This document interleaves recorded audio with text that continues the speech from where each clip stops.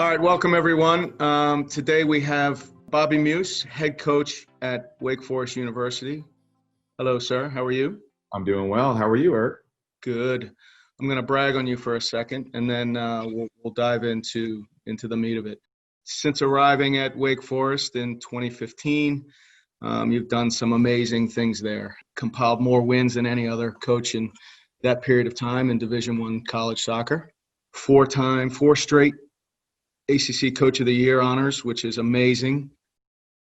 Taking his teams to multiple conference titles in 2016 and 2017, and is a perennial competitor in the NCAA tournament with quarterfinal appearances, semifinal appearances, final appearances in every single year you've been there. So congratulations on the job well done. I'm sure there is much more to come. Before we go into your coaching pathway, I think would be remiss to say that as a player, you also went to the top as well, winning a Division II national championship at Southern Connecticut State. So hats off to you. We're going to direct this towards the coaching side, if you're okay with that. Oh, absolutely. All right. So let's kind of let's turn it over to you and just kind of tell us about your pathway. My pathway is a simple one. It's like I really didn't know what I wanted to do even going to college. I love playing. I picked Southern Connecticut State University, an all Long Island staff. I'm a Long Island, New York guy from East Islip, with Ray Reed, John Daly, George Kiefer, Brian Quinn, Jim O'Brien, all Long Island people. Felt comfortable, and more importantly, I wanted to win a national championship. And as you said, was able to accomplish that. I wasn't maybe the player that I thought I was going to be in college, like any young kid coming out. But I had an injury my junior year, and I decided not to play anymore. And just a unique opportunity came in that transition in the winter. Coach Reed got the University of Connecticut job. So at that point, I was like, well, I'm going to help around at Southern, because I love the program and I would do anything I could to try to help it.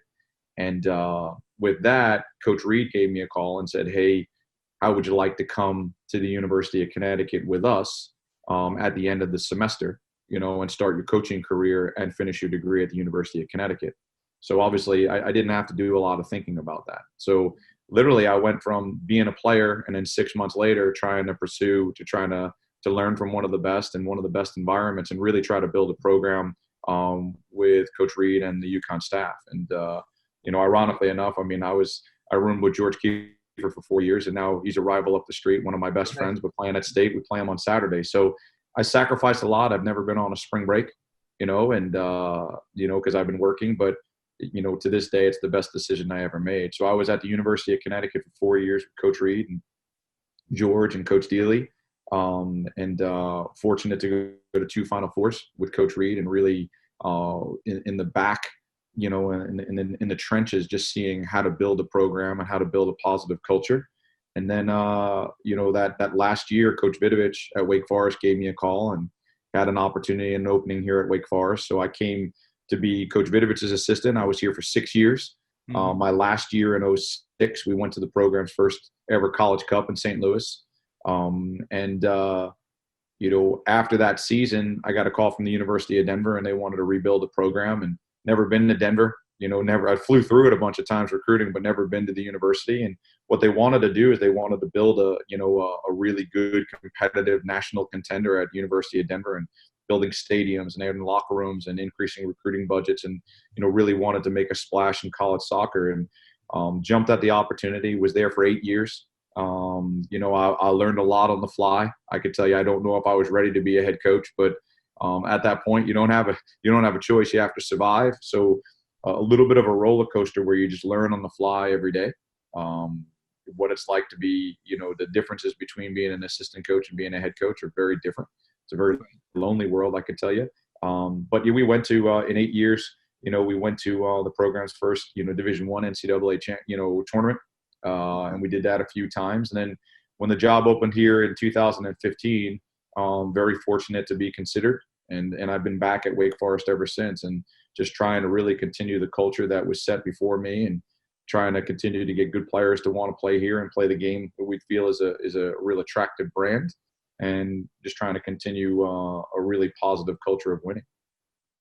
Coach, in terms of how you got to where you are. Has licensing been a big part of your pathway, or have you kind of followed the traditional model of your D, your B, your C, your A?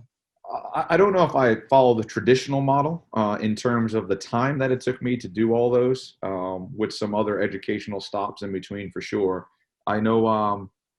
I think way back, it's kind of funny. I did my earlier licenses when I was at the University of Connecticut, and I actually missed my Connecticut graduation. The University of Connecticut graduation, because I was doing the final weekend of my C license. So started my licenses early because I started my coaching career, well, obviously when I was finishing my degree. So then I was there, I came to Wake Forest, probably my second or third year here as an assistant.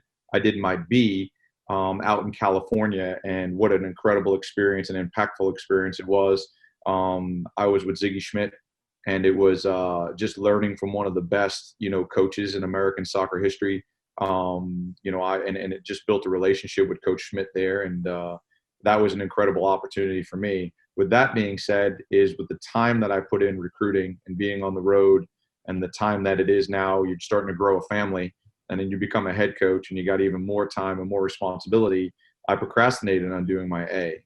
I also looked at my coaching education of being around Ray Reed, Jay Vidovich, and some of the very best in terms of soccer minds, and even the short conversations that I've had with like Coach Gangler when he calls and intimidates the garbage out of you, just picking your brain about players when he was at Sporting.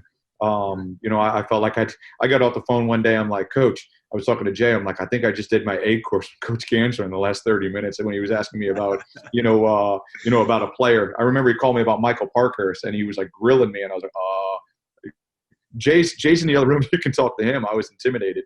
But with that being said, is multiple trips to Europe, and trying to sit down with some really good coaches and just learning, through experience. But just recently, I finished my A finally, and it was something I procrastinated. I'm so happy that I did it.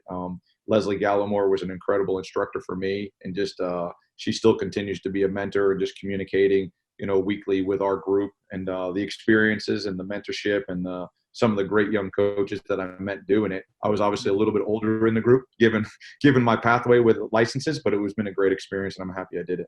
Right. Segue into your best coaching experience over the years. What has that been, and kind of tell us why? Oh, man.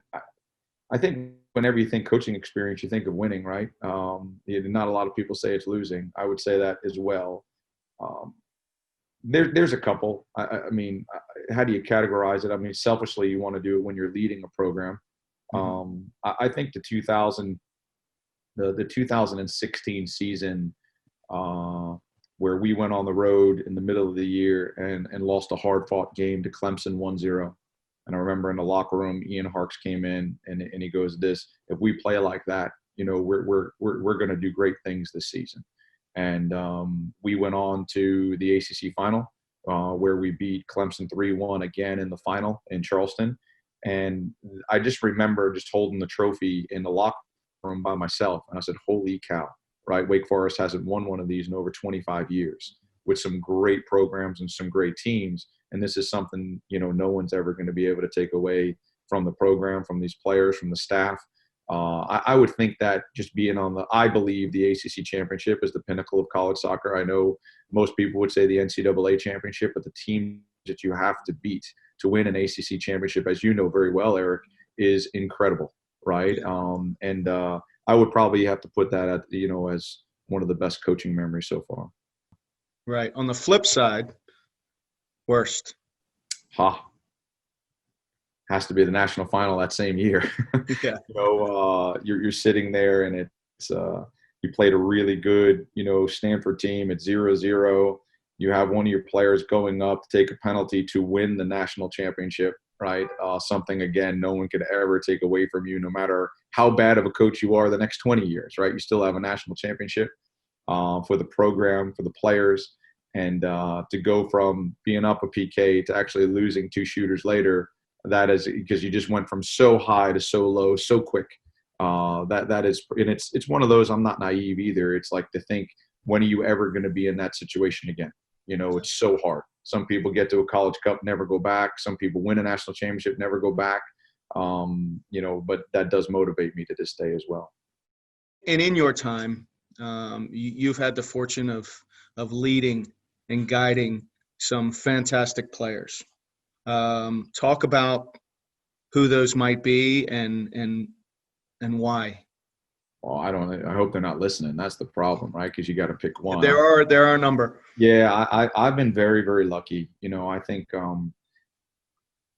I'll go off the beaten path, and some people, they're like, what? One of the best college soccer players that I've ever coached was at the University of Denver, Joe Willis, and is starting goalkeeper for Nashville right now. He's made his rounds through the MLS, and he's been in the league for a long time. When I say that, because a game changer in a goalkeeper position is very rare. And in college soccer, that's exactly what he was. He won us games. He kept us in games, and, knew at that point that he was going to be a long-term, very good pro. And he's done such a great job. And so he's one of them. I'd be remiss if I didn't bring up Ian Harkes. And Ian Harkes wasn't the goal scorer, not even a big point guy. But what he did for us on a daily basis, in the locker room, on the field, the way he trains, he brought a professional mentality that I've never seen before on a daily basis. I remember he was out with a little bit of a quad or a hamstring for about a week, and training was just different. It's the impact and the influence that he's had. And obviously he's gone on to do great things. People say, well, you got to say Jack Harrison. You can say Jack Harrison, yes, but Jack was here for a season, and it was great to be around him. But I'm more talking about like the in the locker room and what Ian Harkes did, and just the complete player that he was incredible, so there's a couple for you, I would say. Jack, obviously, just from a talent perspective, incredible. The way he he worked his butt off every day. He went 100 miles an hour in everything he did. And, and obviously the proof is in the work that he's doing right now. Along the way, you've obviously used a lot of equipment in delivering your coaching message. Yeah. What are some of the things that stood out for you in terms of how you could get your message across? Could be as simple as cones, poles, dummies, anything like that. Has there been any one thing that has come along the way that has kind of said, hey, this is essential in what I do? Yeah, it's crazy. We were I don't know where we were, and we forgot our flat cones. Just in a training, it wasn't a game day, and we were training. Oh no, it was me in COVID. So I was doing a couple of trainings just to try to stay active in the community and just for myself to be out on the field, right, with a couple of young players. And I only had regular cones, which is still great. But the introduction of the flat cone when you're doing possession, and we play a lot of possession. You know what I mean? That's our MO just as a team.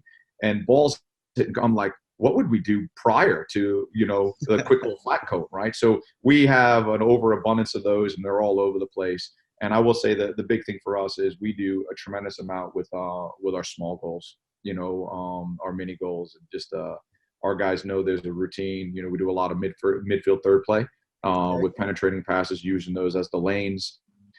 So we don't do a session a day prior to a game without we call it the 8-goal game. So we're very fortunate to have a bunch of them.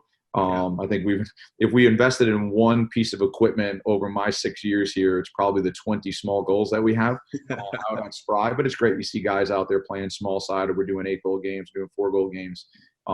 It's been a great addition to at least trying to get our playing style and our playing model across. Perfect.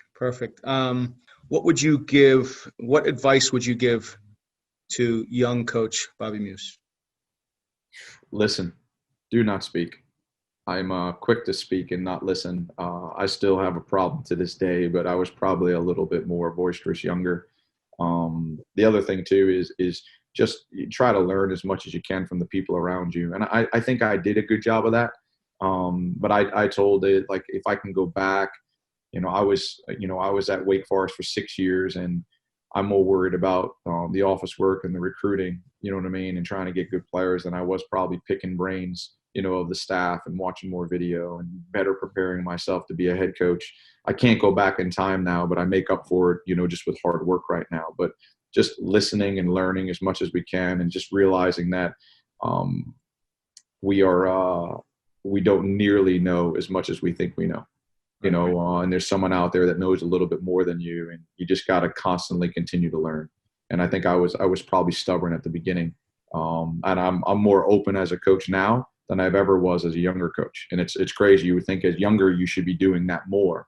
That was my immaturity and probably my naivety, but just listening more and just learning as much as you can.